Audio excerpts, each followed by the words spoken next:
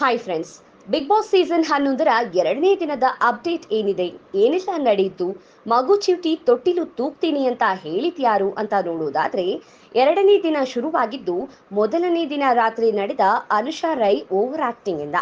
Nominate ಮಾಡಿದ್ಕೆ ಕೊಟ್ಟ reason ಇಂದ ಬೇಜಾರಾಗಿ ಅಳ್ತಾ ನಾನು ಮೊಸರನ್ನನೇ ತಿನ್ನಲ್ಲ ಅಂತ ಹೈಡ್ರಾಮಾನೇ ಶುರು ಮಾಡ್ಕೊಂಡಿದ್ರು.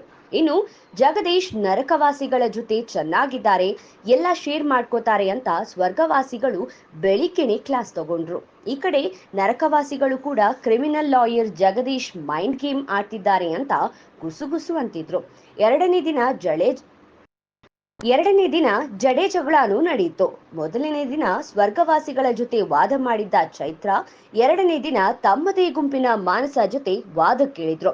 ಇದೆಲ್ಲ ಒಂದ್ ಕಡೆ ಆದ್ರೆ, ಬಿಗ್ ಬಾಸ್ ಮನೆಯಲ್ಲಿರೋ ಬ್ಯೂಟಿ ಐಶ್ವರ್ಯ ನರಕವಾಸಿ ಗಂಡು ಹೈಕ್ಳ ಮನಸ್ಸು ಕದಿಯೋಕೆ ಶುರು ಮಾಡಿದ್ದಾರೆ ಅನ್ನಿಸ್ತದೆ. ವೈಟ್ ಸೀರೆಲಿ ನಾನು ಬೇಕಾ ತಿಂಡಿ ಬೇಕಾ ಅಂತ ಡೈರೆಕ್ಟ್ ಆಗಿ ಹಾರ್ಟ್ಗೆ ಲಗ್ಗೆ ಇಟ್ಟಿದ್ದಾರೆ. ಅದರಲ್ಲೂ ರಂಜಿತ್ ಐಶ್ವರ್ಯ ಬ್ಯೂಟಿಗೆ ಫಿದಾ ಆದಂತಿದೆ.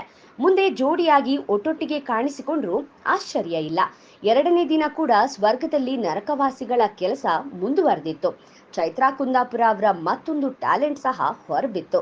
ಶಿಶಿರ್ ಕಾಯಿ ನೋಡಿ ಭವಿಷ್ಯ ಹೇಳಿದ್ರು ಚೈತ್ರಾ ಕುಂದಾಪುರ. ಎರಡನೇ ದಿನ ಬಿಗ್ ಬಾಸ್ ಕೊಟ್ಟ ಟಾಸ್ಕ್ ನ ಮುಗಿಸಿರೋ ಸ್ಪರ್ಧಿಗಳ ಮನಸ್ಸಲ್ಲಿ ನಾಮಿನೇಷನ್ ನ ಕಿಚ್ಚು ಜೋರಾಗಿ ಹತ್ತಿಕೊಂಡಿದೆ.